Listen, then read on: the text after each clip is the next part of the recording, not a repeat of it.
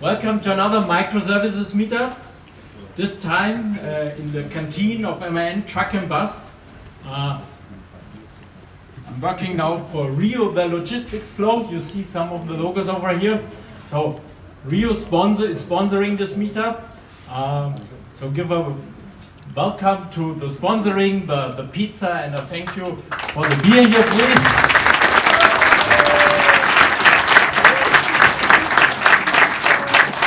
And as you all know, the companies who are sponsoring Microservices Meetup always have a hidden agenda. The same is true for Rio. So if you want to work with cool colleagues, with new technologies, of course Microservices in a new startup-ish environment, but still attached to a big company, this is the place to go.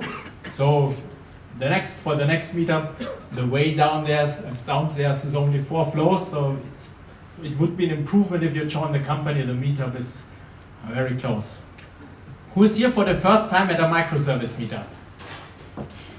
Still quite a crowd. I believe this is one of the biggest microservices meetup. I tried to get the wait list cleared, but it didn't manage. So there was still about 100 people on the wait list, and the room is full. So I believe, Patrick, you are attracting quite a crowd here. Thanks for coming. Yes. So I don't want to spoil you with the introduction. You believe I will introduce yourself? Yes. And I'm glad that Patrick is here because he's written a very good book on evolutionary architectures, which fits my way of working quite well. So I'm really looking forward to this presentation. And now I'm handing over to you. Welcome. Thank you.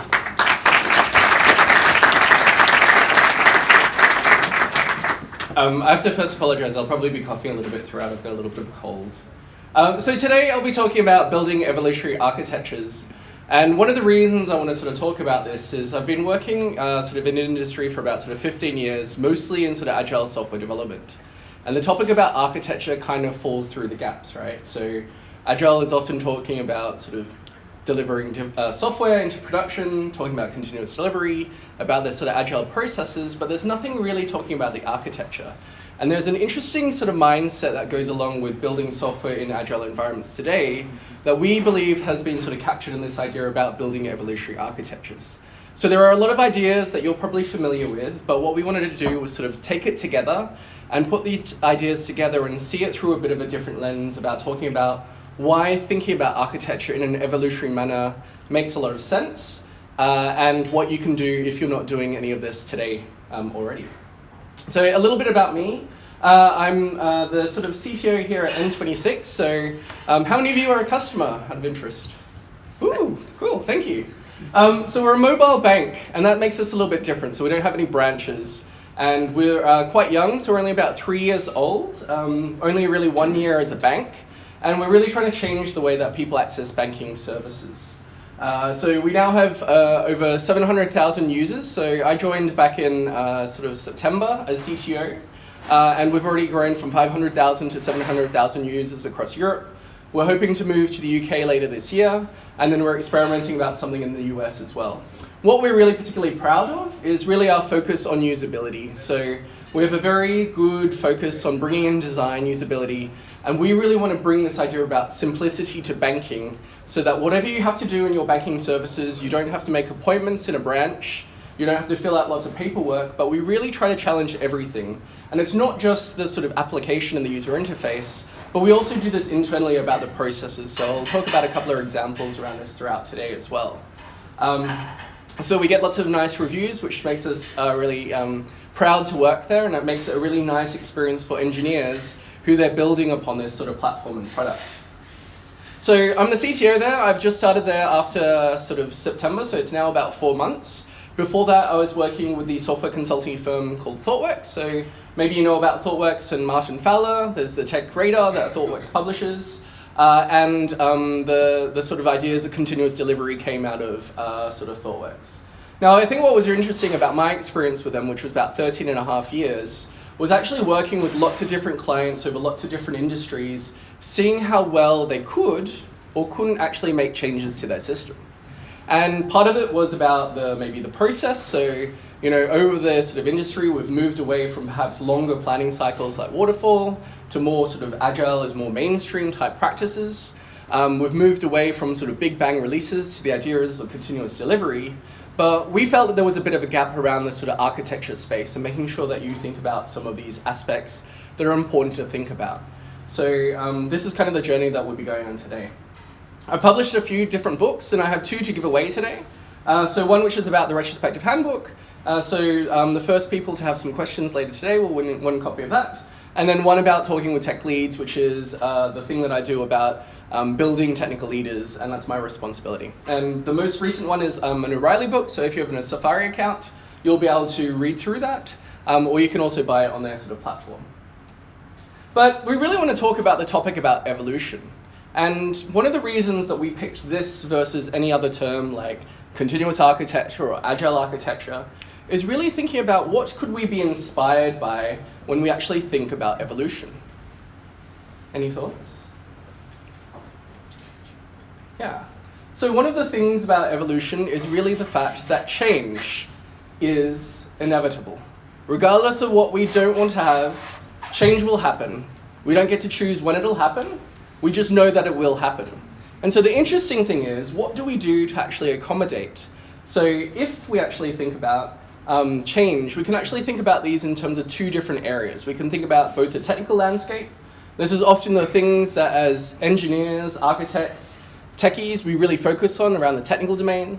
But then there's also the change in the way that we have to build software, and therefore the types of software that we build, the types of needs that we have to fulfill. And we'll go through a couple of different examples. So I feel already quite old reminiscing about some of the technologies, but if we think about some of the differences around programming languages, right? So I started in the industry when Java was just replacing C. And since then, there's been an explosion of many other languages. So JavaScript was already on the scene, we've got TypeScript, we've got Go, we've got Kotlin, we've got Scala, we've got Clojure. Do you think it'll be the last one? No. We'll see more over time, and we'll still have all the old ones as well.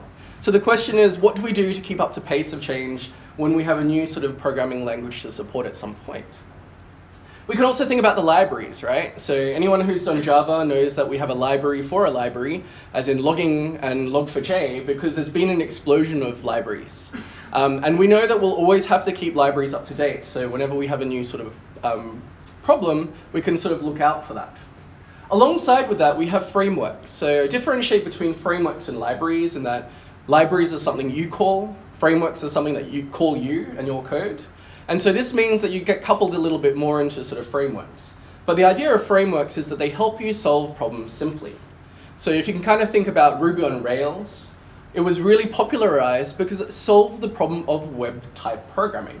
So instead of us having to marshal lots of different sort of information from sort of fields into sort of objects, we had models that we could sort of replicate, and through convention, our frameworks took care of that. And so that's where things like Spring MVC sort of came from.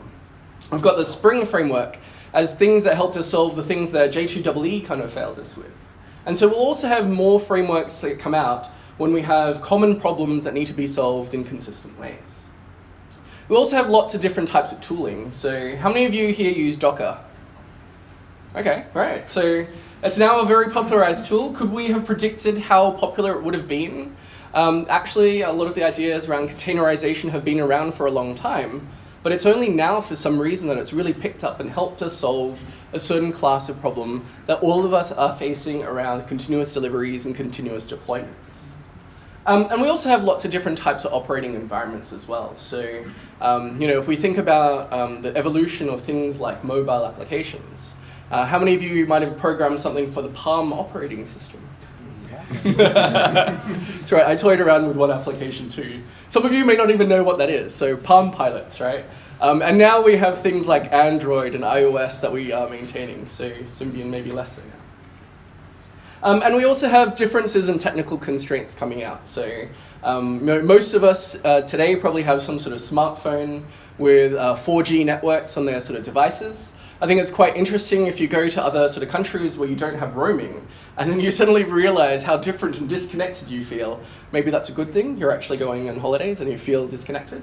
But when you're building applications, that creates an interesting problem of trying to optimize for the lack or the surplus of broadband speed. So you have to think about how you design applications for some of these type of environments. So there will be many other examples around technical constraints that will change, but they're not the only ones that we in sort of working in technology need to think about. We also need to think about the things that change in our business and the applications that we have to sort of build. So if we think about the domain side of sort of change, we can think about revenue models. So most of you here might probably have some sort of iTunes or Spotify account or Netflix account, where instead of buying physical ownership of things, we're effectively moved to a rental model where we rent and pay a subscription fee so we get access to a wide collection of information. Now that's really interesting because it means that when we actually build billing and sort of tracking, we actually have to do that differently because of the way that our businesses have actually changed as well. Now, whether or not we'll stay with that model, yet to be determined, but we know that there'll be more changes in the way that we make money as businesses. We also can kind of think about base technology adoption. And I think I mentioned before that most of us here have some sort of smartphones, but when I was traveling around with ThoughtWorks, we had an office in South Africa, and it was really interesting when you go to the African continent, because one of the constraints there is you don't really have access to rich amounts of energy everywhere. So in a lot of places of sort of rural Africa, the actual preferred method is actually one of those older sort of formed Nokia phones that would last an entire week on a charge, because they would only be able to go to a place where they could actually charge that. Now that's really interesting because the types of applications you can build are quite different because of the constraints in that sort of environment. And you know, when they invest in actually technology, maybe they'll also get access and the engineers will have to sort of think about what we have in other sort of parts of the world. But that's an interesting challenge about different rates of technology adoption that we need to think about.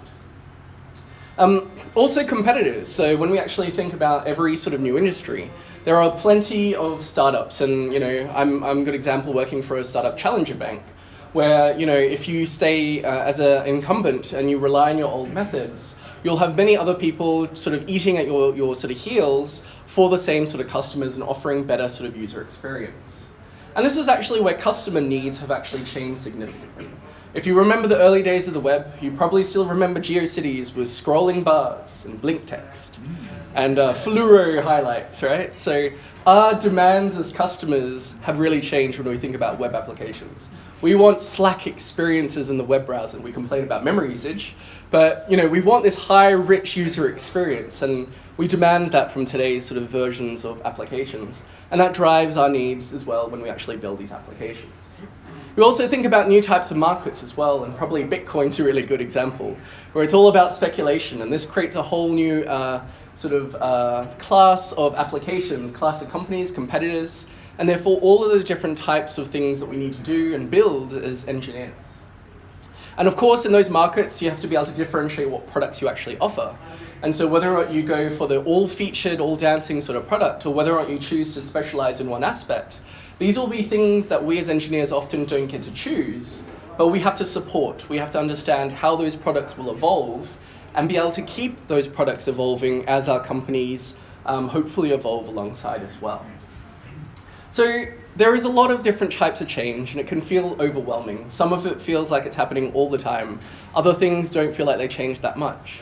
But if we actually accept this fact that change is inevitable, what does this actually mean? So if change is inevitable, then what does this mean for software architects and architecting systems? So I want to talk about an example case study, and this is kind of abstracted away from a case that I used to see when I was working as a consultant, and I call it a trap that many companies fall for. In a lot of organizations, particularly the larger ones, there we go. Somebody starts off with an idea. So some great person has some sort of idea, something they'd like to build, a new idea. And so they ask for people's help about what do we have to do to actually go to market. Now, like all good software engineers or architects, we go out and sort of ask people, what are the things that you might actually want to do? What's the shopping list of features that you might actually want to actually have? We want speed to market, so of course we want to actually see what things are out there for us to be able to quickly launch our product and not build software from that perspective. So we start to actually think about, well, you know, if we do buy these products, well, we want to make sure that they're customizable and we can actually change the way that they actually evolve, because we know that our business will want to change things. We don't know. So we'll actually check them for configuration and integration and all these good aspects. And then we'll actually start thinking about, sorry, my clicker's not really working. And then we'll actually think about the sort of the product, about how do we bring this together. Now, if we have a whole bunch of different types of products, we don't want to be built or coupled to one particular vendor. We want to be able to choose the best of breed, and we choose different ways that specialize in different aspects. So one that is our customer management system, one which is maybe our billing system, one which is maybe our fulfillment system, one that helps us launch our website and sort of inventory. And then we have to actually think about how these things actually sort of connect together. There we go. So a lot of places start then thinking about whether or not these things are actually connected in some form. So you often end up with some sort of messagingware or middleware that allows these things to start talking to each other. And so the teams actually get together. Work actually starts after they've signed off a lot of the different types of sort of contracts, so that you can actually start building the platform together. Sorry, it could be, I'm hoping it's on the battery. So a little bit later, and normally, you know, these sorts of integration projects take a long time. So you spin up a new product, you ask for people to customize things, and then there's the integration phase of all these things starting to work together. And when this launch is almost done, typically in the order of sort of 6, maybe 12, if you're really bad, maybe 18 months, then what typically happens, I couldn't get this to move across, is some sort of change. So the business decides actually what they have been working in, they've been pondering this now for 6 months, maybe 12. They want to actually change their business model. They don't want to launch to the customers that you actually thought about. They want to launch to a different customer market, and maybe a younger market who will be more social and more networked and will pay for products a lot easier. Might need to actually go over here.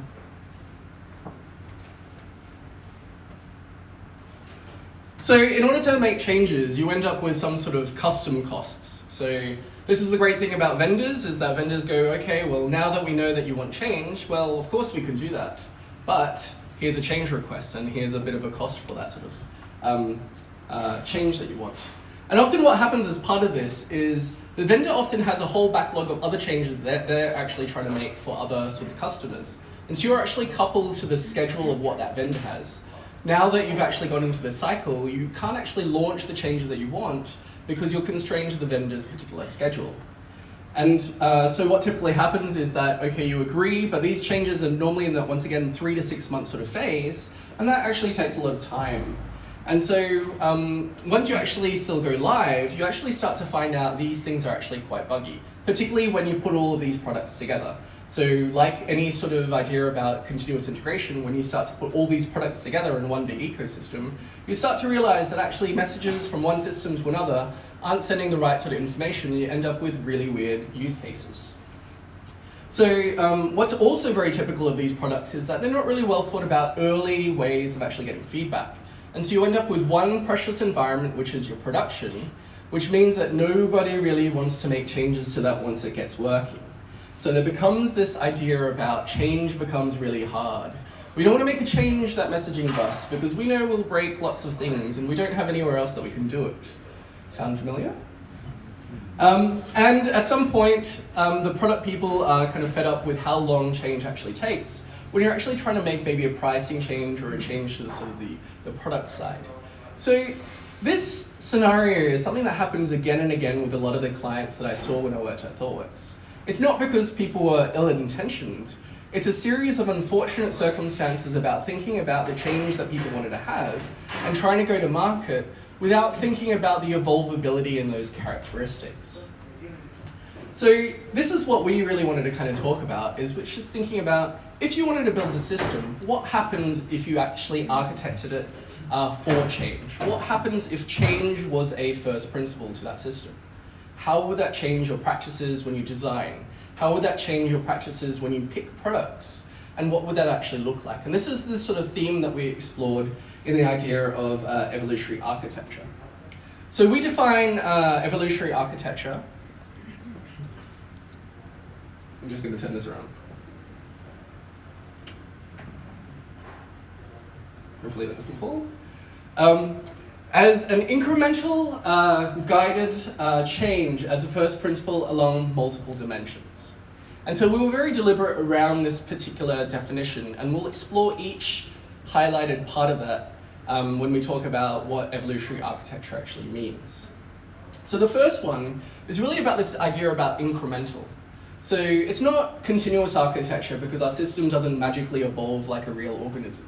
We actually increment our sort of systems, and when we actually think about it, in evolutionary terms, we can actually think about software releases being our increments of what our system actually looks like and an opportunity to evolve. In an evolutionary sense, this is kind of the idea of biological generations, when offspring actually are genetically created, and that's how you end up having a different type of increment. So for us, incremental releases represent generations. And what this means is we can actually think about a particular system that we start off with. And if we have a really fast generational cycle, we can actually start to think about how we test and evolve that type of system. So we can actually start to think about the different types of variants of how we might evolve that system. We might actually work out that we don't want to do web only, we actually want to do web and mobile native because it makes sense for what we actually have.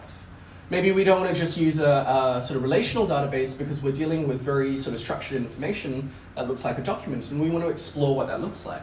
And over time, the faster that we can actually increment our system, the more diverse and the quicker that we'll be able to respond to the changes in our environment that we don't control, but we'll be able to respond to that appropriately and hopefully end up with some sort of fit of system that matches the changes that we need from a technical landscape, but also changes from an evolutionary landscape in the office.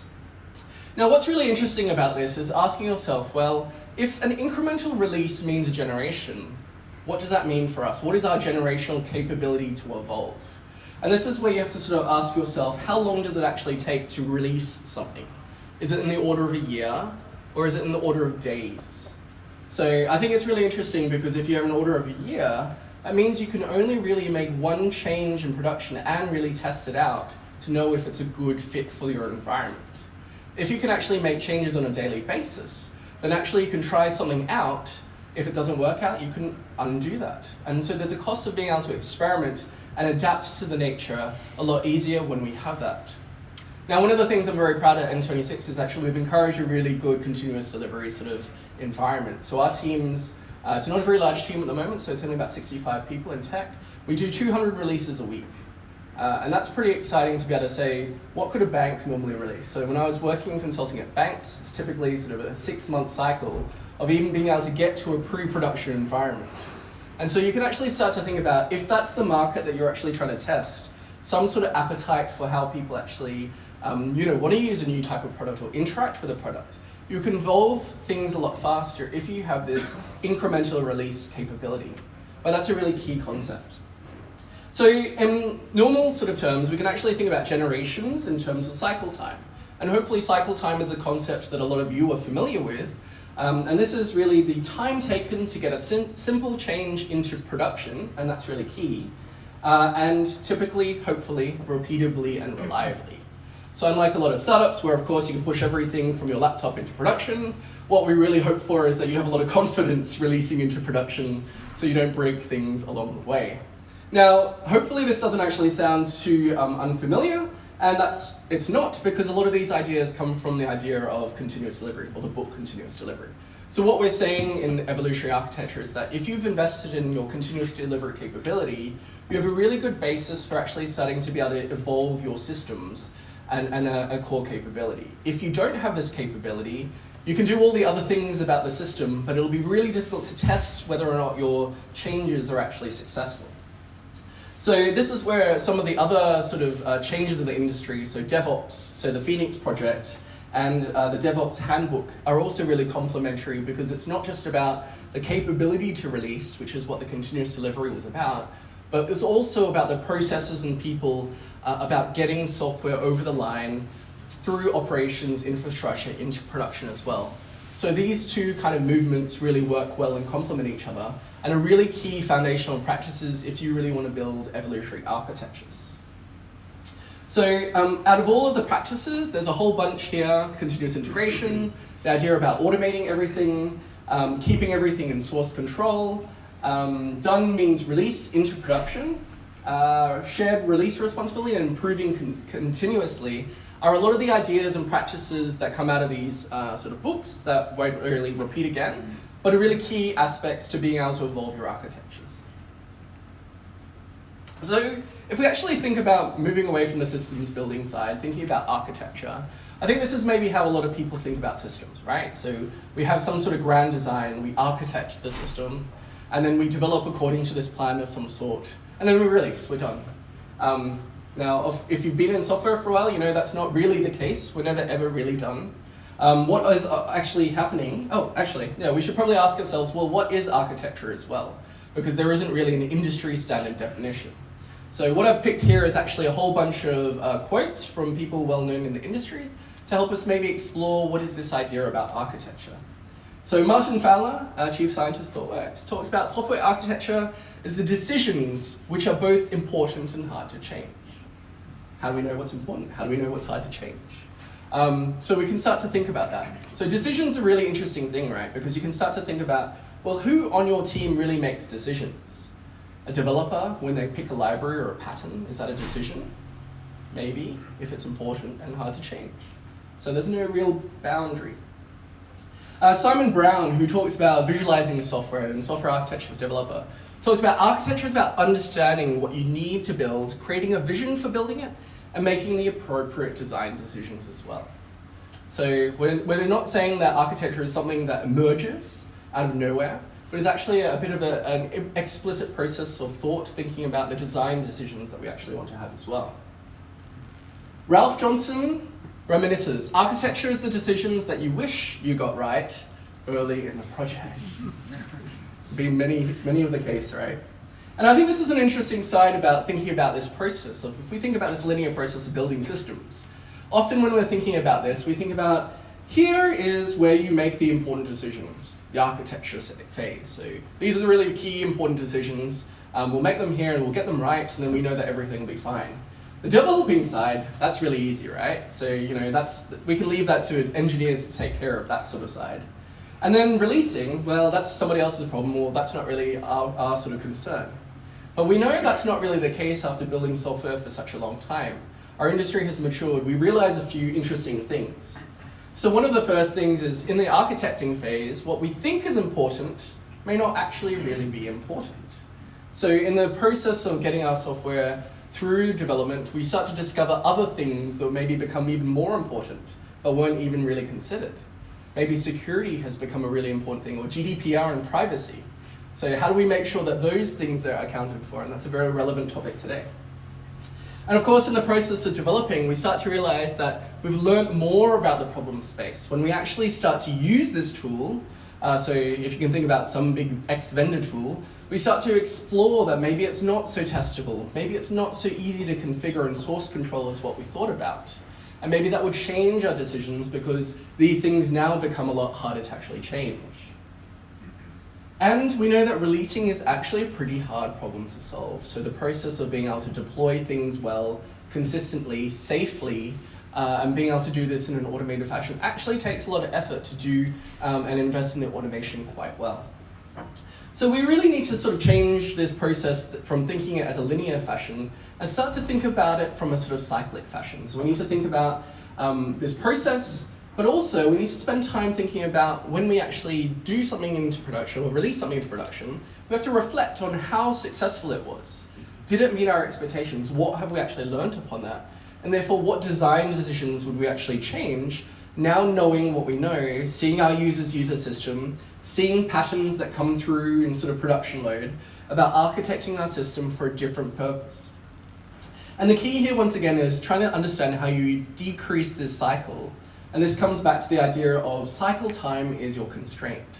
So your best leverage, if you're in this position where you have very long, large cycles, is before you start thinking about really evolutionary architectures, is starting to work on your continuous delivery capability, reducing your cycle time and your release process down to be really smooth, because if you don't, you'll never get the true feedback that you get from production to know whether or not your decisions were the right ones, and to know whether or not the change that you're trying to do is actually easy or hard. So hopefully that gives you a good idea about what we mean by incremental, and that takes in the whole idea of sort of continuous delivery and sort of iterations over your sort of software architecture. Next, we want to explore what do we mean by guided. Now, it's kind of interesting because in real life, evolution kind of randomly, spawns a sort of mutation of some sort, and if it's successful, it kind of propagates. Now, we want to take a little bit of a different sort of a view because for evolutionary architectures, it's not like we can actually randomly mutate code, or we could, but we probably wouldn't get the results that we actually wanted. So what we talk about as evolutionary architectures is more thinking about sort of guided by a little bit of an invisible hand, sort of evolution, and we're talking about evolution through fitness functions. So if any of you have done any sort of machine learning type activities, this is where the idea of a fitness function is inspired for us. So a fitness function is this objective function that measures how close a great solution is to a particular goal. Now, this is where, as architects and thinking about architecture, the question is, well, what is this objective function and this objective goal? And I'll use the typical consultant answer, is that it depends. So it'll depend on the type of system that you're building, it'll depend on who the users are. So as an example, internal applications will typically have very different usage and characteristics from systems that are external, just because you'll probably have a different scale of user bases today, particularly in the sort of distributed internet world today. If you're thinking about sort of mobile applications, that's also quite different because you'll have different constraints there than if you do with a thick client that's installed on a laptop. So your systems will change depending on sort of the usage and the environment, but also the types of characteristics that are really key for your application. And so this is where we really encourage you to think back about some of the important things, what is important and what is unimportant, and really trying to focus on identifying these things as early as possible and finding a way that you can measure these things in an objective way. So when you start to kick off new initiatives, starting actually to think about which things of these are actually important or not important, and then you can actually start to focus your thoughts on how do we make sure that these things are objectified. So we call these ilities the cross-functional requirements because they cut across the system. Normally, even though they're called non-functional requirements, I sort of discourage you to use that because often business people will hear that and say, well, there's nothing to do, it's non-functional. So you get it for free, you're the professional people, you take care of that. But actually there's a trade-off as well as to how much we want to invest in the type of quality that we want to have. And that's where the SEI, the Software Engineering Institute, talks about these ideas as quality attributes. What are the system qualities that we care about and how are we actually going to measure them? So this is what we really want you to encourage, is really thinking about taking these ilities, taking these non-functional requirements, and actually finding a way to actually quantify these things and objectify these things and put them into some objective measure. So we kind of talk about these as classes of a couple of different things. You can think about these as sort of metrics, you can think about these things as maybe tests, or perhaps it's a process of guaranteeing that there is some sort of involvement. So this is some of the ways that we see fitness functions being implemented. Now in the book we kind of talk about a couple of different types of fitness functions. So we talk about the atomic fitness function, which is kind of testing a single characteristic of that particular system. And then we also talk about a holistic fitness function, which is testing the system as a whole. And then you can also start to think about whether or not this is a once-off or a continuous fitness function that is constantly running against the sort of system that you're actually building. And what we encourage you to do is not really to sort of limit yourself to one fitness function. We talk about the one system function being composed of all these other small elements, but it's really key to start thinking about what are these key objective functions that you want to actually implement to guarantee that you're always satisfying the criteria of what you want to evolve towards. So we'll look at examples of all of these types of things.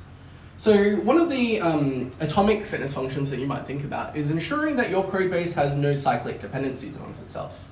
So if you do a lot of visualization of your code base, or you run a couple of different types of tools, you can often start to work out if you have strict layering or if you have calls that sort of cycle back on each other. Now this is a simple thing from JDepend that allows you to test whether or not your code base actually contains cyclic dependencies. You can actually put this as part of your build And then you can fail that as soon as somebody introduces a cyclic dependency, and then you can actually have a strict ordering of some sort. So this is a very simple atomic use case of what this means. Now, you can extend this function, and this is where you're not supposed to read the code, but here we have a more layered explicit packaging test, which is testing to make sure that web depends on the utility, repository depends on the utility, and then the web depends on the repository, and all other layering would actually violate this test as well. So this is how you can guarantee architectural layering, at least if people are using the package names correctly. People can always game these things. But you're giving people feedback and it's objective, so you can always measure these things as soon as they happen, rather than somebody coming along and auditing these particular ideas. Now, one of the interesting things that we're experimenting with at N26 is actually how do we create fitness functions around the compliance side of what we have. So as an example, all of our GitHub repositories have to have some sort of service description. And so we actually have a sort of atomic test that runs whenever a new repository is created, and it's constantly, it's kind of run per repository whenever there's a change, to make sure that there's this service descriptor in place, and we don't have to come across and sort of tap somebody on the shoulder and say, hey, why haven't you created a service profile description? It's there in the sort of code base, and then we can link that to the actual requirement that we actually have agreed with our particular auditors.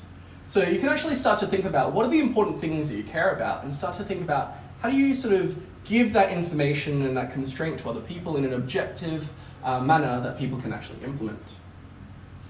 So a holistic example is starting to think about this whole system as a whole. And I want to talk about a sort of client that I worked with when I was at ThoughtWorks.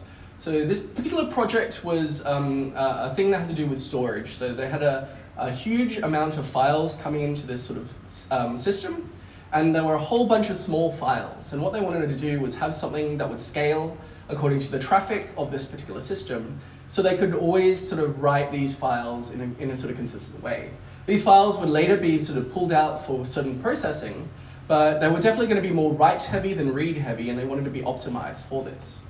Now, one of the interesting things about the system, the reason we were brought in, was that performance was a real key characteristic. So this was a real big motivator for the entire type of project.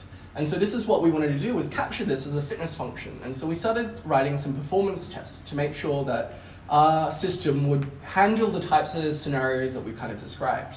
So we ended up writing a whole bunch of types of performance tests, one which was like a escalating load performance test that would constantly add more requests, one which was a constant throughput, so we're testing for memory leaks to make sure that it could handle a high load and the system wouldn't suddenly fall over.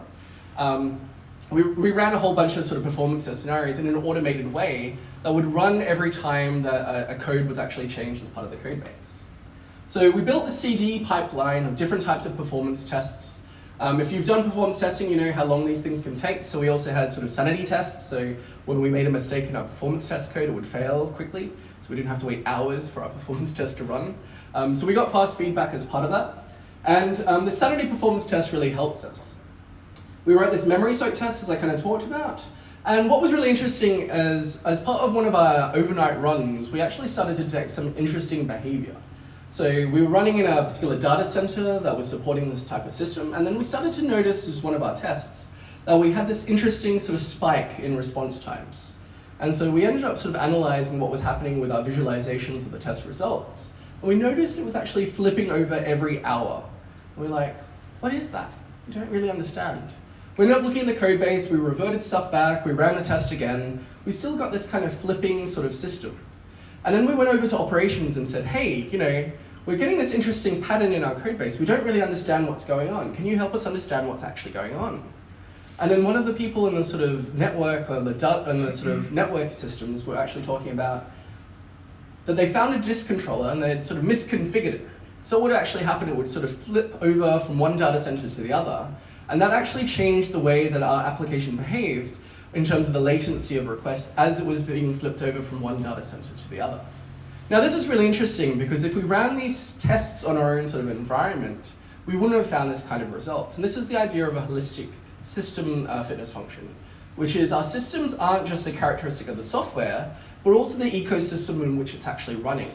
And so by having this holistic sort of test, We're testing the code as it would be deployed in its environment space and making sure it behaves as we actually have in a objective automated fashion. So that's the ideas behind the holistic kind of automation. Now, the ideas are continuous, hopefully one of the interesting sort of spaces that you might have heard of. And I think Netflix is probably the best example of this, and them and their sort of simian army of tools. So the idea of a continuous fitness function is something that you're doing in production and that is constantly testing your type of system. So the simian army is a really good example in terms of chaos engineering, of things constantly breaking in production and seeing how resilient the systems are to see how well things can actually recover. And this is something that we're hopefully going to be exploring later this year. But I think it's really interesting if you start to think about what are those things that you continuously test. So Facebook do continuous physical tests of people trying to hack into their sort of infrastructure. So they have their sort of security team who hack in or try to do social engineering to test the structures and processes of their system on a continual basis. You don't know when it's going to hit. It's not automated in that fashion, but they really continually try that to test how well their processes are in place. And this is a really good example of this thing about a continuous fitness function in action. If it's really important, find a way to objectify it and to repeat it multiple times, automate it if possible, and not everything is particularly automatable. So this is the idea that we want to take back from continuous delivery, which is if it hurts, do it more often. Not because we're sadistic people and we like pain, but hopefully the idea of doing it because it hurts is you hopefully improve. So as humans, we're really good at adapting to new environments. And hopefully as sort of software engineering teams, we're good at improving the systems at resilience. And this is the idea behind the anti-fragile, the chaos engineering today, which is really trying to test the system and poke it in ways that you can't really plan and anticipate. Because by doing that, hopefully you fix what those problems are and you can actually improve the robustness of that particular system. So when you go think about the fitness functions, think about the types of things you might do around the metrics, around the tests, or around the processes to see how well you can objectify these types of qualities that you care about and make sure that they're really omnipresent in everyone's minds. So now what's really interesting about this kind of space is that there are a lot of known knowns, but there are also a lot of known unknowns.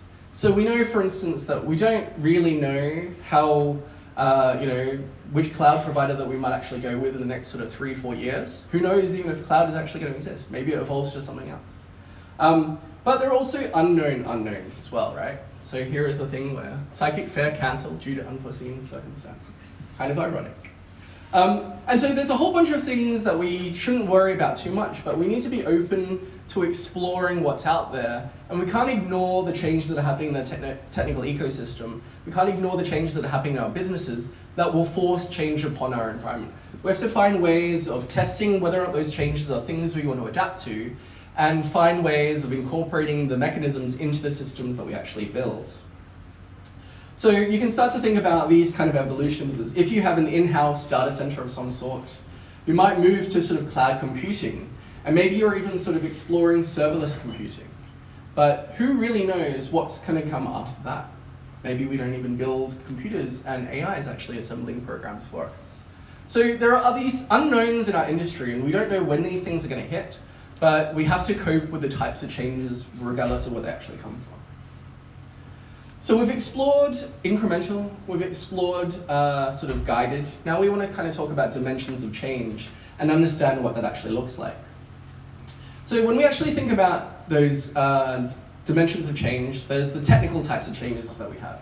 So we can think about all the things that we have in our sort of ecosystem, the libraries, the tools, the frameworks, the platforms, or the operating environments. And we can start to think about new things, and that's definitely a change that we're probably quite well addressed to. So if you have a tech radar of some sort, you're on the horizon for looking at what things you might want to introduce to your particular company, what things you want to trial and assess. We also have to start thinking about how you might want to actually configure these tools, right? So there'll also be changes to how these things work, maybe about the sort of deployment environment or about sort of number of users. We have to think about how well we can actually configure these things. We have to also think about upgrading these things. So if anything that has taught us really well with the latest sort of Intel security scare is really thinking about how quickly can you actually patch your systems and upgrade these things so you remove vulnerabilities.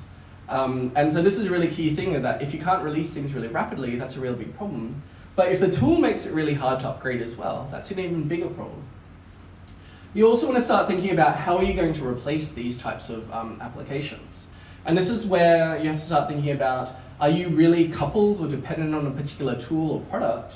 Or would you be able to actually move away from that if that product company went bust and they stopped supporting that type of tool as well? So how easily have you coupled yourself or decoupled yourself from these types of dependencies? And this is really about the removing. So when we move away from something, something becomes not so important. How easy is it to remove from your application architecture? Now, there's a whole bunch of domain changes that you also have to be able to support. So I won't go through all of these, but these are all the ones that we're used to every day. There's a new feature request. There's a request to change something in your particular system. These are the things that kind of drive the constant change in the sort of pull requests that we make and the software that we release constantly. So we want to have a look at how do these architectural approaches maybe support changes, both from a technical and a domain perspective. And we'll look at a couple of different classical types of architecture.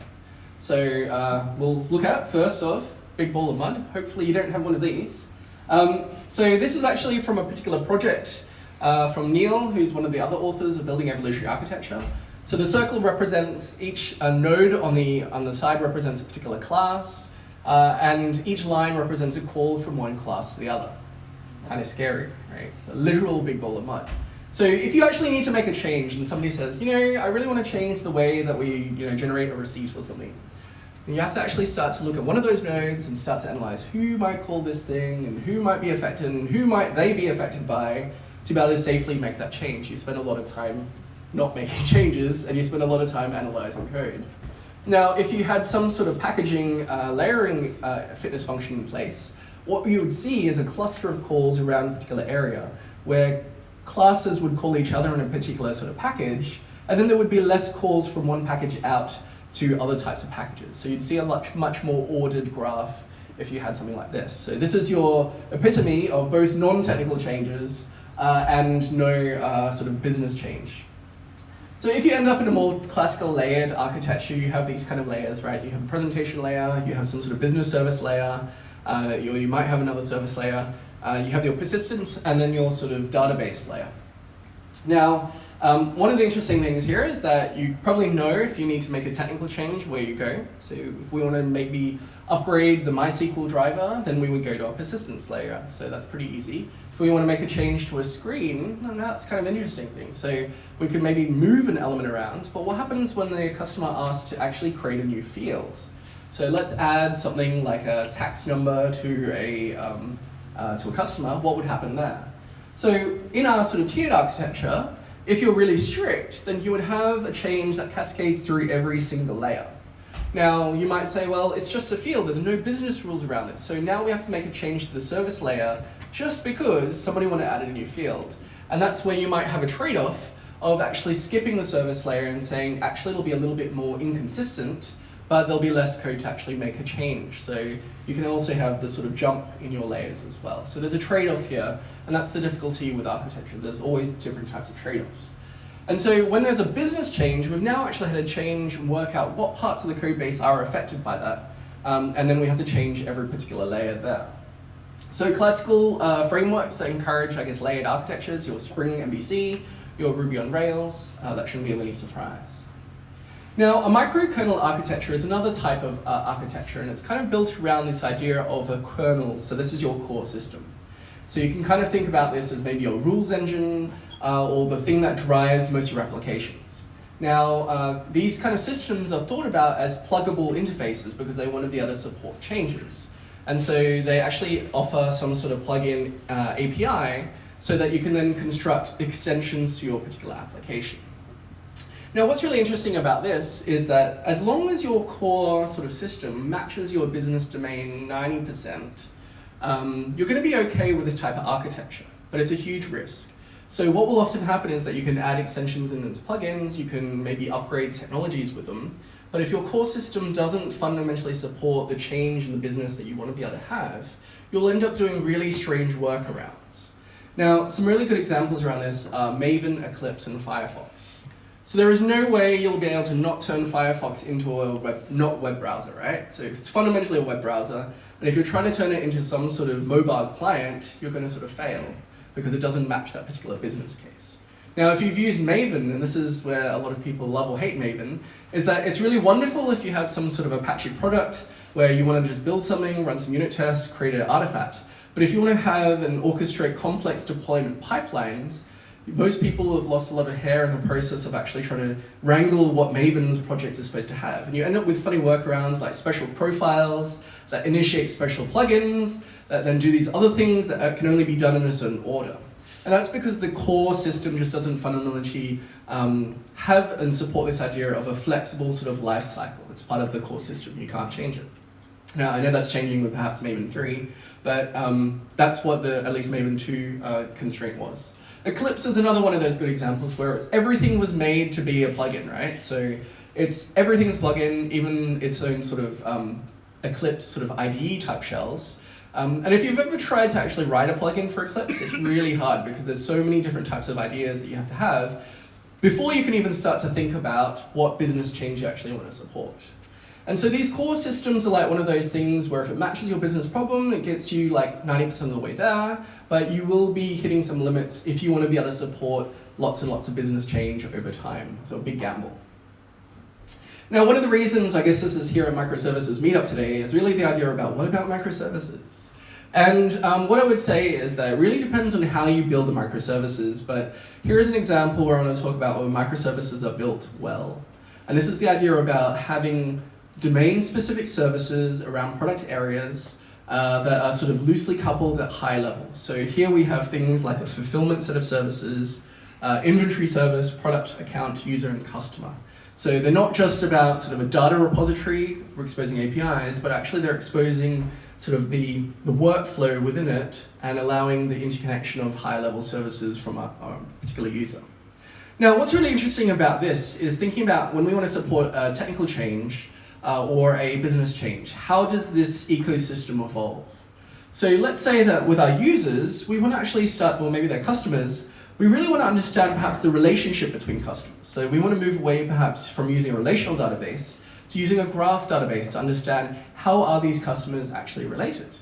Now, who do we actually go to actually make a change? We go over to the customer sort of service, and we change out, or we add on a graph database as well as the MySQL database. We don't have to upgrade everyone at the same time, and we know where in our domain that we would actually make that change.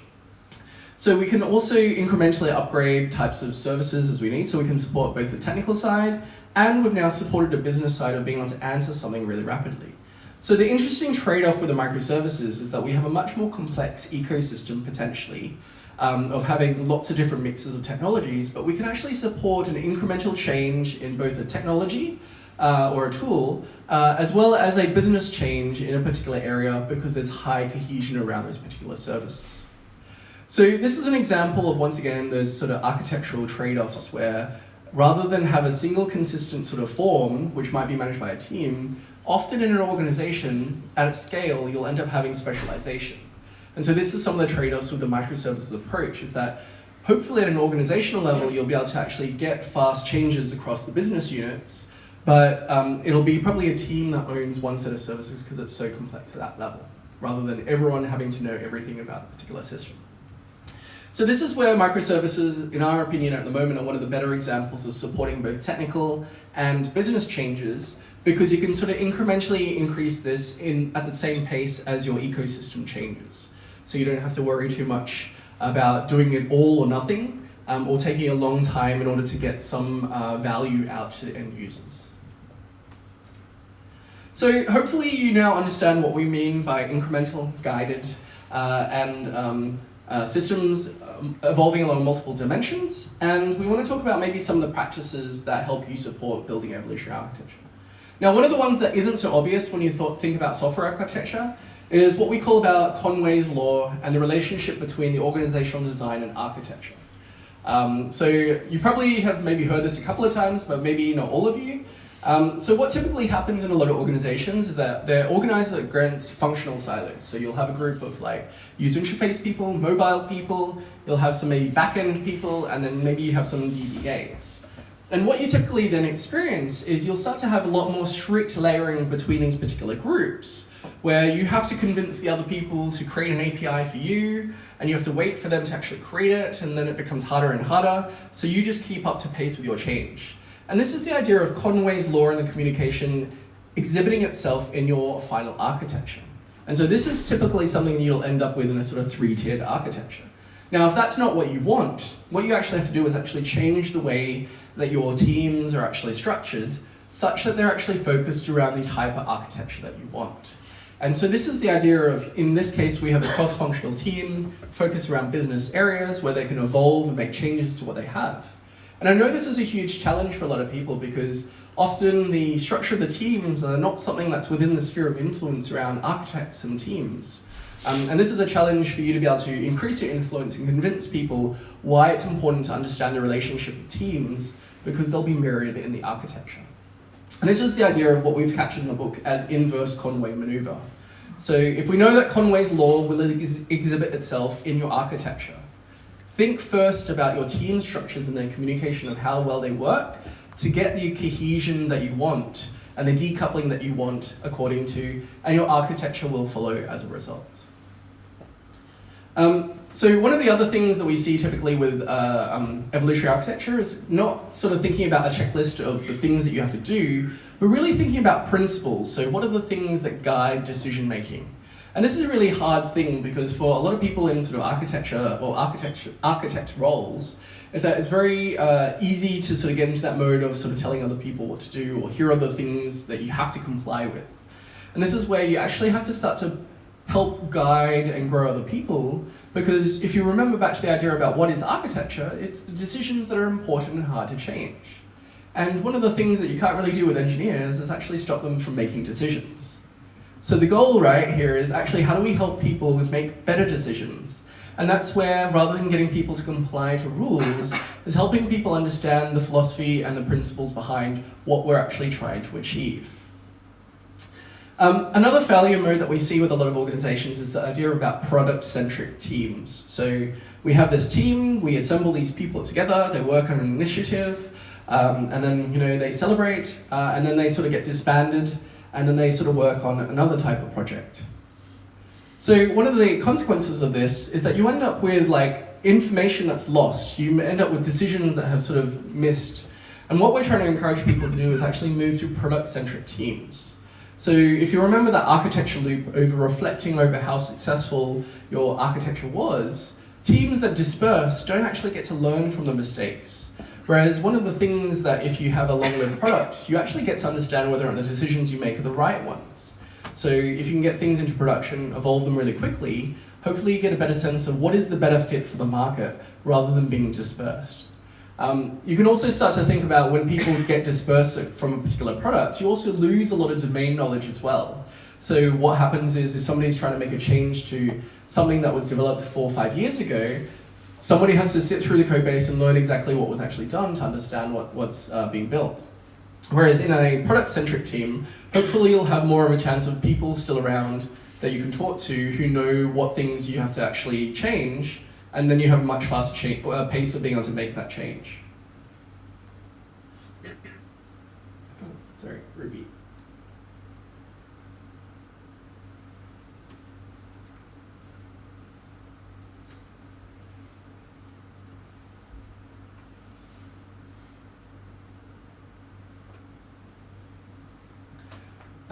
So one of the other interesting things about architecture is starting to think about what is the last responsible moment to actually decouple yourself from particular application product dependencies. Now, in a rush to actually build something, you're often thinking about how the tool supports you in whatever you want to actually have. And I've encountered this a lot with particularly sort of ESBs, which say, just use this GUI and you'll be able to drag and drop and you'll be able to get these things done and then you'll be able to, get your product out live.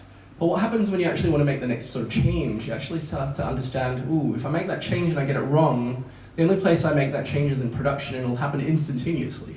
So you have a high risk of things actually not working so well. So one of the ideas behind the idea of last responsible moment is starting to think about, rather than a dependency being core to every call in your sort of code base, is really starting to think about this idea about, rather than one part of the code base, or about all parts of the code base knowing about this dependency, starting to think about using some of the architectural patterns to isolate these things. So an adapter, to start to think about, rather than have all parts of the code base communicate with external dependency, start to think about how you isolate yourself away from that in a simple way. So we went through this exercise quite recently, which is actually how we send out sort of notifications. We wanted to replace it. And we also suffered from this thing where we were actually trying to connect them all to the one external API.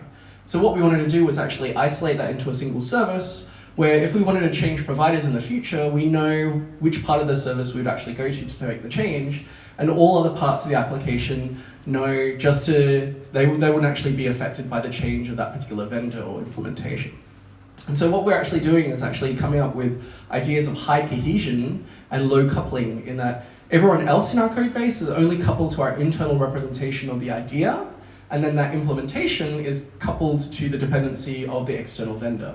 And so this particular pattern has evolved into what is called ports and adapters. So what you really want to have is a very domain-centric set of services, and then it's only on the edges that you have these small adapters that kind of connect out to real-world implementations of services that you actually depend on. Now, if your architecture is the inverse, where your domain is like nested within a particular tool, you have to think about whether or not that's the right decision that you want, and whether or not you can actually extract yourself away from that. Incidentally, if you want to know more, this is talked about in Alistair Coburn's sort of book, and he calls it originally a hexagonal architecture, hence the hexagon. But the idea is he's evolved it to ports and adapters because there's different types of ports and adapters that you will have over time. Now, if we go back to the whole idea about architecting, one of the interesting things there is this whole idea that we can predict what the future is. And the difficulty and the uncertainty is knowing that you won't be able to know what's coming up. So we won't be able to predict what changes our business will want in, say, 3 or 6 months. And so what we need to actually do is actually move to a bit more of a sense-making mode. And so this is where the ideas of complexity, complex thinking really come into play, which is we can't pretend that we've made this plan that will work for all types of changes for the next 6 months or 12 months. Is that all of that stuff will change depending on what else is actually happening in our industry. We have to actually constantly review these plans and make sure that we take into account changes that we might actually want to have. So what I would say though is all of this and ports and adapters it sounds really great, but you can also fall into the trap of trying to abstract all the things and you end up with too much complexity. So one of the keys to a lot of these kinds of thoughts is not trying to do too much overthinking, but really trying to evolve things as you learn a lot more about them. So the metaphor we like to use at ThoughtWorks is not thinking like an architect who is the grandmaster of building all the plans and then instructing everyone else what to do, but really starting to think like a town planner. So a town planner isn't the person who's going to come to every building and say, okay, you must build the door here, you must put the driveway here, and you must have 2 parking spots. No, instead they think about zones, right? They think about the interconnections of how these things should actually work. So they're trying to actually give guidance to different types of people who will come along later and actually build things upon that. And this is where a lot of the higher level architects can actually really help, is by helping to identify what are these key things that we really care about, and making sure that when the team comes along, that they really should focus on security at this part here because it's the most risky thing. Here is where we need to think about data privacy, and here is where we need to think about the interconnectedness so that we don't couple ourselves too much. So the role about architecture, if a lot of about architecture is about making decisions, then the role of the architect is about helping other people make better decisions rather than make it for them. So avoid making decisions for them. And this is where it really comes back to the ideas of principle-driven sort of architecture rather than rule-driven type of architecture. Now, one of the practices I really enjoy promoting is this idea about architectural briefs. So this is the idea is that you have some sort of design decision, you have a tool, you have some sort of implementation. Some people call this like an RFC sometimes, which is making sure that there's some input from other people. And you basically turn it into not a single person as the architect, but really somebody who cares about an aspect that needs to be discussed. So they talk about this particular solution or this proposal, and then there's ability for people to have feedback or discussion around that. Now, hopefully teams agree and there becomes a process of where everyone understands the context of how this decision was made, and they might then go back into the sort of team. And the good thing about this process is it's not dictated by one single person, but really that anybody in the team who is interested in a particular aspect or is responsible for that aspect can put together this idea of an architectural briefing to make sure that everyone has that same understanding to help people make better decisions. Now, one of the reasons that this works is that a lot of the visualization process is that we think about terms often, or we discuss architecture in terms of verbal agreements. So we talk a lot as engineers, we argue a lot, and often we don't visualize and model enough. And what's really interesting is that I've worked with a lot of people all the time that you start to realize that when people come out of a meeting and they've all agreed, they actually all have very different shapes in their head and what that means. And so one of the good things about having an architectural briefing and this kind of practice is by actually getting people to put these models and visualizations onto a shared space where we can start to understand what those differences are and to understand where those significant differences are so that we can actually maybe evolve them and then hopefully at the end up with a shared common understanding about what that means. So in this kind of model, what's really interesting is that we start to maybe think about removing the role of a particular typical architect, and this is really making everyone become an architect, or everyone's starting to think about architecture because everyone is making a decision, and sometimes those things are the important ones that may become hard to change. So there's a whole bunch of other patterns that I don't really want to necessarily explain today because there's a lot of them. That's why there's a whole book, and I've kind of highlighted a number of them. If you read the book, you'll have like sections where you'll be able to talk about each of them. But before I sort of finish, I want to talk about a couple of different anti-patterns that a lot of people fall into. And so these are the easy anti-patterns of building things that aren't going to be evolvable over time. The first one is really the last 10% trap. And anyone who remembers maybe the 80s, I think it was the 80s, and doing like 4GLs? Does anyone do any sort of 4GL in the day? Perhaps you'll know this sort of stuff, right? So the idea of being able to drag and drop and connect things and do things, programming in a visual manner, it gets you about like 80% there, right? So you can do most of that stuff. Then some clever business person will come along and say, I really liked what you did, but I like this system to do just this extra thing more. And the system wasn't ever really designed for it, so you find some sort of workaround, and that brings you to the 90%. But then they come back and they ask for something else, and you just can't work out what at all this tool is supposed to do. And this is the last 10% trap, is that these tools get you 80% of the way there, the next 90%, lot of work, and then you just find that you can't get beyond that. And this is one of the reasons that things like general purpose programming languages, like Java, C, all came back, is that because they realized that these things were the last 10% trap that stopped them from evolving and supporting new types of changes. Alongside with this is really starting to think about coding via configuration. So this is often a trap where if you have some tool that is saying, just upload some XML into here or drag and drop or click through our configuration GUI, we'll be able to actually take care of all of the sort of customizations of our application for you. Now, one of the things that I talked about before was being able to increment changes in a repeatable, reliable fashion. Now, one of the traps with tools that encourage you to sort of program things through configuration is that they don't really give you different environments to be able to trial this out in. So a lot of those tools that allow you to configure things through GUIs often don't give you a good way of exporting that configuration, being able to import it into like a test environment, and to test whether or not your changes actually make sense.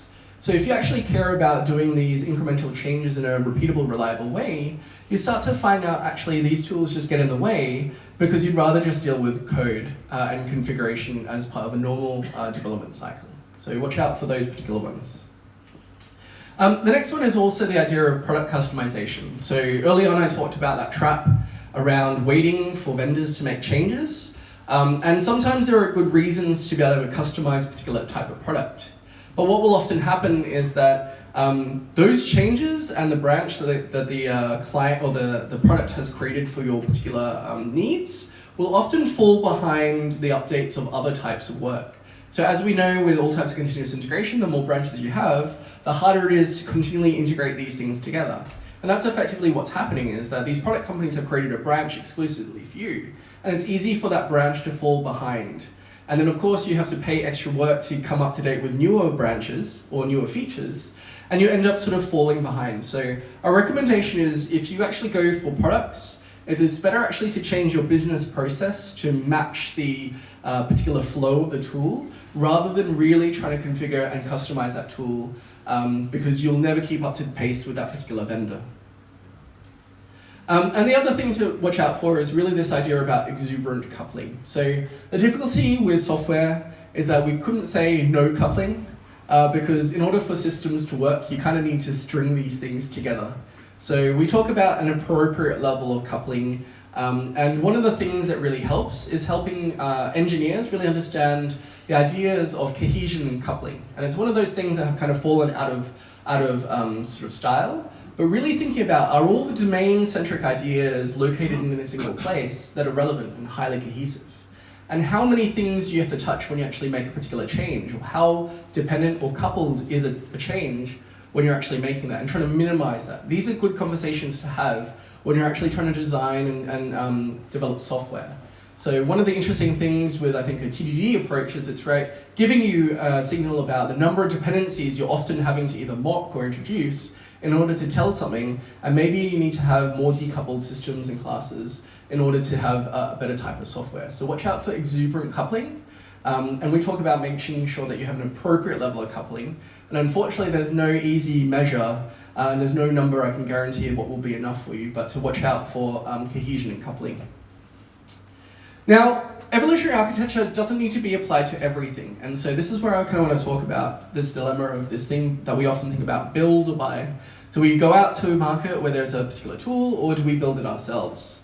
And it's not really a binary thing, it's normally like this fuzzy kind of area. So if we look at the spectrum of options, we kind of think about custom code, so we write it ourselves. We don't get any functionality. If we lean on libraries, we can compose these things, we can write code to put these libraries together, and we get a little bit more.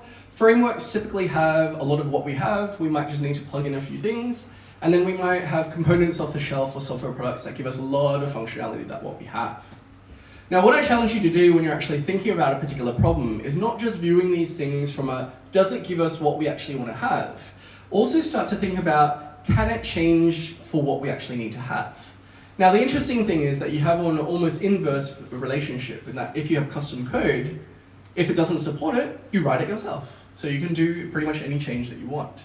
Whereas on the end of the sort of COTS and software products, you have to convince vendors, typically paying them for extra change that your business might need to have, and the release cycles can take a lot longer as well. And so there's always a trade-off around whether or not these things are right for build or buy. And so one of the things that we've come up with is a magic quadrant to talk about where it makes a lot of sense. So you can kind of think about systems in terms of whether or not they are value generating or if they need to change rapidly. So you can kind of think about the things that don't add a lot of value and don't change that much as commodity software, right? So if you think about your email system, it's there, maybe you wish it wasn't there, but it's there, but it doesn't add a lot of value to your business unless you're actually in the email business, right? So how you actually write emails, how you send them, isn't really a strategic competitive advantage that adds value to your company. And it doesn't really need to change that much. So go out and find something for that particular type.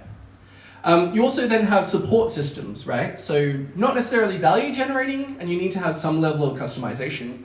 So you can kind of think about these as your typical ticketing systems, perhaps, or how people log information, or a community type of software. And this is where those types of systems are already pretty well developed to be able to configure them in a way that supports enough of your business, but they're not going to change at a rapid pace.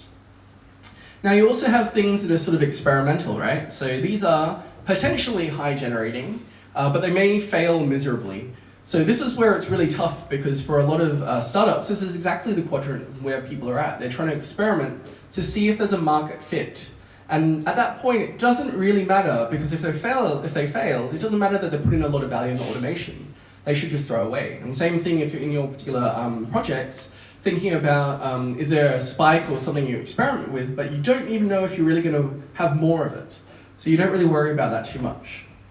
So the real sort of key part are these strategic systems here. And this is really the place where evolutionary architecture really pays off. So these things you can't buy off the shelf. You have to build them because they are your competitive advantage in the market. These are the things that give you value. If you bought it and you sort of give it to a vendor, they could of course sell it to your competitors. So you wouldn't want that. You want to build these things in-house. And these are the things that will need to change. So as your market changes, as you experiment, these are the systems that you'll want to have where you actually apply a lot of the ideas of building evolutionary architecture. Now, one of the challenges is often this kind of transition phase as well. So if you move from experimental to strategic, you sort of have this dilemma of you don't do any of this thing, you hack stuff together to test the market. And then at some point you have to build in a lot of quality. And this is often so Martin Fowler has an article called Sacrificial Architecture. And this is what you see a lot, which is actually having the courage to actually say, we know that it's been successful, but now is the time where it's transitioned from being strategic, from experimental to being a key part of our business, and we have to invest in actually making sure that we have all these supporting practices. And so that's something that you as engineers, architects will have to have a conversation around if you're going to be successful at actually implementing these things. So hopefully, in conclusion, you've understood a little bit more about what building evolutionary architectures is about. That for us, it's about supporting incremental, guided change as a first principle among multiple dimensions. And what's really key is not sort of thinking that it's just about software architecture. It is about architectural choices, but it's also about the decision-making process. It's about the thinking, and it's also about the organizational and cultural sides of your organization if you're going to be really successful. Thank you very much.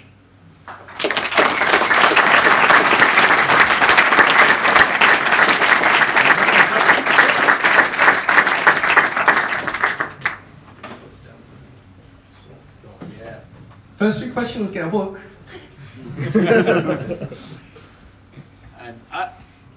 Does this work? Yes, and I will do my exercise and run around with the microphone for you. So I think these two were the... You were the first one? I think he was first. Really? Yeah, depends on who wants the book. Actually, it is good with me. I think I can afford this book as well, so. $10 or so? Yeah, okay. My question is, so like, if you're working with external partners or like service providers, how would you say like the fit in metrics is like is more of a experimental stuff, because you cannot say, hey, do the best architecture according to these guidelines? What would you say there? So I think it depends on what type of work the external partners are on. So I think for me, it's less about that they're external, but it's really about the nature of the system that they're working on.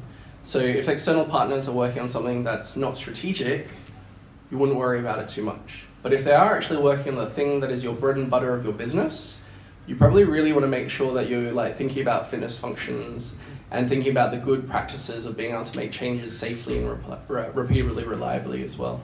So you will put that in the contracts?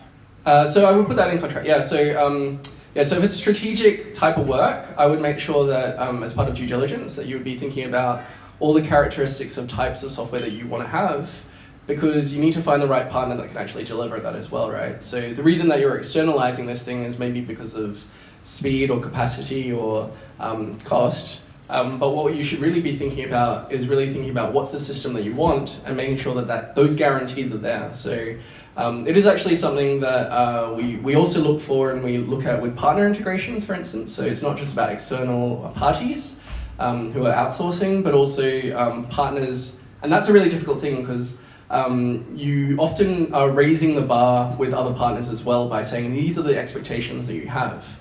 And we've actually turned down external parties because they've failed our technical due diligence. So it's kind of like one of those problems that actually Toyota had in their sort of supply chain, right? So when they were applying lean internally, they actually started to work with suppliers and started to find out that they weren't so good at their practice as well. So they started demanding them to actually have the same quality. So we want just as good monitoring on your side of the software. We don't want to have to wait for a call. We should have automated sort of notifications if your services go down. We want to make sure that you can support changes really rapidly as well, and that requires partners to actually also up their game if it's really key parts of your system. Which one would you like, by the way? Which one is better? Yeah, great presentation. So you mentioned Conway's law, and what I think you touched on it slightly, but using your contracting experience, I find that in my own organisation, they still think in these silos of this is the device, this is the code for this device, and this obviously creates communication problems. So what is a successful strategy during your consulting career that could help break down these barriers? So some of that means that you have to actually build relationships up into the people who create those structures to begin with. So I think everyone here optimizes for the situation that they're presented with, and kind of people give up about like what they actually can actually change.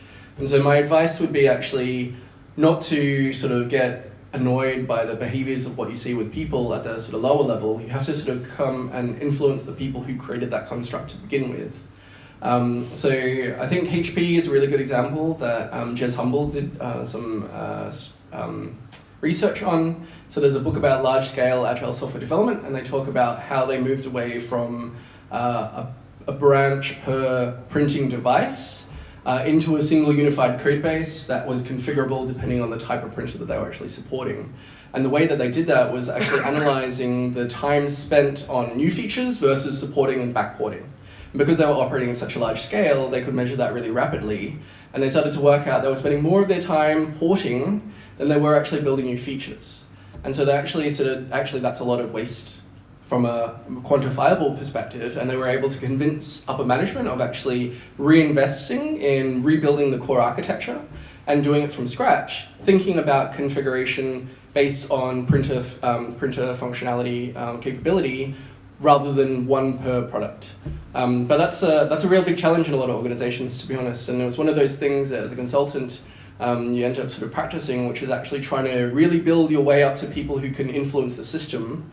Because when it comes to organizations, you have to talk to those people. So your VP engineering or product people, and helping them understand what are the problems that are caused by the structures that they sort of control and manage.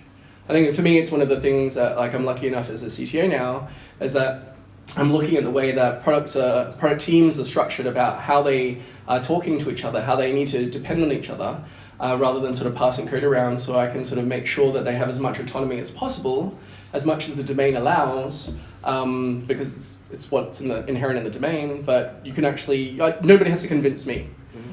So I think that's a nice place for the people in our organization, but it's a challenge if you're trying to work your way up to people, and it's not like that today. Yeah. Good question. There's one. Huh? Yep. We walk way back. Maybe just another question on Conway's law. I find that there's two dimensions to this. One has been addressed in many companies, I find. It's very common to see cross-functional teams nowadays, but if you introduce a geographic component into the mix, distributed teams, different time zones, this becomes really difficult. You find yourself in the trade-off either having co-located product teams that allow efficient communication, or you kind of create distributed product teams that might address your architectural problem, but create friction in another way.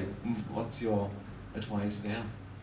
So I think if you can, so if you do the sort of product-based microservices, and you can think about things that are completely independent, then you can completely remove that, and you can ensure decoupling to a certain degree because you have the long-distance communication. So you can actually use remote in your advantage of knowing actually it'll be a lot harder for these people to collaborate, so you'll have a harder contract, but that might actually benefit you in your intended sort of architecture.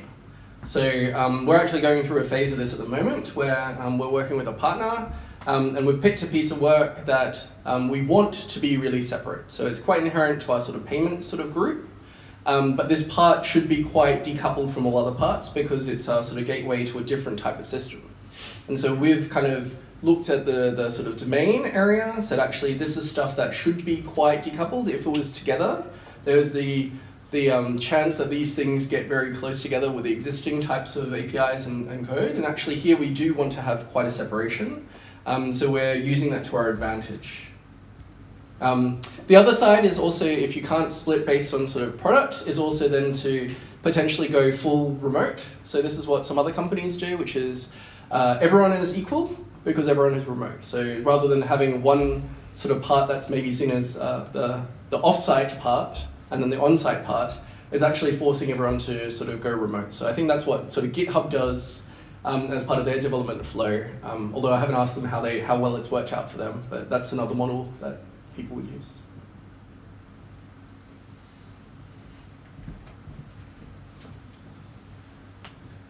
When do you introduce the fitness function and how often do you update it?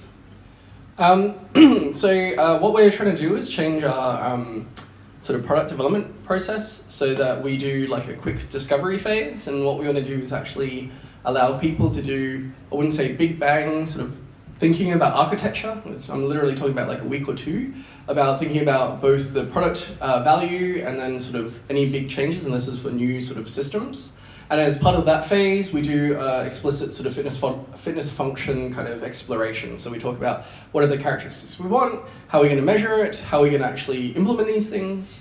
And then I've only been there for 4 months, but the idea would be that after sort of 6 months, we would make sure that there is a review of these things. So teams in general would know, because for some of the things that are automated, if it works or not, they would make changes either to the test if it's like turning out not to be so true, or they would actually adapt the system to meet the test. So a lot of them you don't need to sort of review, but sort of a cadence of every 6 months is, I think, okay. I think it's also a question about how quickly you're moving or changing. So there are some things that won't really change. So in terms of, if you take example, banking regulation for us, it doesn't change that often. And so we match that with our cadence of the audits, which is happening like once per year. There was one right at the back, Chris. In the back. Give me a sign where I need to go. All the way in the back. Yeah. Okay. Yes. Thanks, Patrick, for the very interesting presentation today. As I also work in the many different projects, I have the experiences that the projects have the different amounts of money in there, and during your presentations, we have seen that there are lots of things that we can do in the team. And usually, if we do everything in here, like the implementations of all the possible fitness functions to make sure that the application work well as it should, I think it will be it will cost a lot of money. In the projects in the company. So, what is your thought or your thinkings about the adaptations of all of the architectural aspects for the smaller projects, like non-profit or a very small projects that with less money, with less human resource in there? Yes. So it's a good question, and I would always come back to value and thinking in a sort of agile mindset of what is a lightweight, iterative, incremental fashion. So for instance, to sit down and actually think about what fitness functions are relevant shouldn't take more than an afternoon. And then the question is, which one of those things are the most risky, most valuable things that you might want to do? And could you do them in a lightweight manner? So the example that I gave you around the sort of atomic, for instance, that is also fairly quick to actually do. So it wouldn't take more than a day to sort of implement it if you were actually talking about tiers. So some of these things can be really lightweight. So I think this is part of the challenge, which is actually thinking about what is really important and what's the risk and reward. And I think that's the exciting things about it, which is actually coming back to the idea that aspects of architecture are really key and important. And so if they are really important, they shouldn't be lost in sort of documentation to be forgotten about. We should put them into some sort of form that people can remember.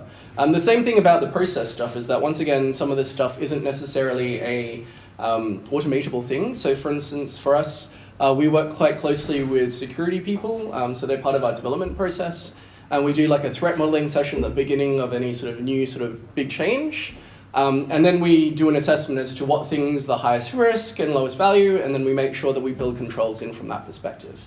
So a lot of this is really about sort of the risk reward, and it really comes down to thinking cleverly around this sort of stuff. about, you know, okay, maybe you can't automate some of this stuff to begin with because it takes much longer than what you think about. But we should be looking at ways of even, you know, manually doing this to begin with, and then you think about automating it if it becomes a successful, important trait for your system. So yeah, I think depends on how you can actually construct this in an iterative, incremental fashion. But it's really up to us as professionals to champion these sorts of things, right? Because nobody, you know, people expect us as architects and software engineers to come up with the right designs, and this gives us an ability to actually put that back and saying, what is important, what are the trade-offs that we want to make? I believe you've forgotten to give away. Oh yeah, sorry. So, yes.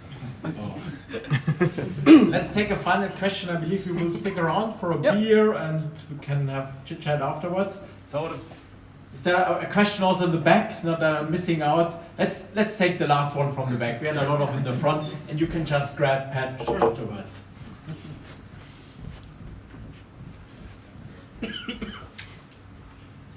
Thank you. Can you elaborate a bit more on how to make it easier to change technologies in a project? So somewhere at the end of the presentation, you said that it's the hardest to change when you buy something, and it's the easiest to change if you write the code on your own. Like, from my experience, I kind of have the bad experience with writing the code in my own. For example, I'm working on the application that has a Swing client, and people wrote a bunch of the services or the code that is drawing some graphs and has stuff interconnected. And now, well, Swing is not that popular anymore. It should go in the web, and now there is Angular there, and for sure I'm not going to write it manually in the JavaScript to draw graphs. I'm going to pick the library there. But this is 10 years old, and after this web one will be like 5 years old, all the current technologies will not be there anymore. So you mentioned using the microservices and potentially the hexagonal architecture, but what about the smaller teams? I mean, to make a bunch of microservices and maintain them as part of one team, I feel that there is a lot of overhead there if you go with that approach. I hope I was clear with the question. Yeah, no, thank you. Thank you. It's not an easy question to answer. So it sounds like you have, I guess, what is maybe a monolith because of the Swing kind of nature. And I think a lot of the ways that people migrate away from monoliths is actually thinking about what's the most valuable add thing, and starting to move away from like deprecating the feature from one sort of area and working with your users to train them up in a particular new type of area. So then you could actually do things incrementally from that side and modernize the technology stack through the way that people use stuff. So once again, taking a value-driven approach, which is what's the most critical, most valuable thing that you can do now, and give that to users in a way that you can support new changes from that perspective. I think if you have a small team maintaining a set of microservices, I think what's typically more important there is making sure that there's a consistent approach to particularly the sort of the build and the infrastructure stuff to make sure that each microservice is kind of consistent. So the only thing that then changes is really when they pick up a new a microservice to change, understanding the domain and what sort of set of services and logic is within that particular service. So I think that's my recommendation for the second part, which is if you have a team maintaining microservices, how do you maintain that? But I would posit that when you have a smaller microservice maintaining a particular type of functionality, that should be easier for the smaller team to actually understand the impact, because the dependency should be a lot clearer. So there's nothing else in it but what's in that code for that microservice. Whereas in a sort of one big monolith, then you just have that whole dependency understanding of what other things might actually be changed if I make this kind of change in the code. So I would say that there are two kind of examples there, one which is a monolith to microservices, which is thinking about what's the value add, and then sort of slowly extract functionality out, deprecate it, and then move to your sort of new version, but do so in this sort of domain-specific, domain-centric sort of microservice way. But then for the single team maintaining it, seeing if you can maintain the same common infrastructure so they can just focus on learning what the business domain changes are per service. Hope that answers that. Thank you. So, thank you very much. A great presentation.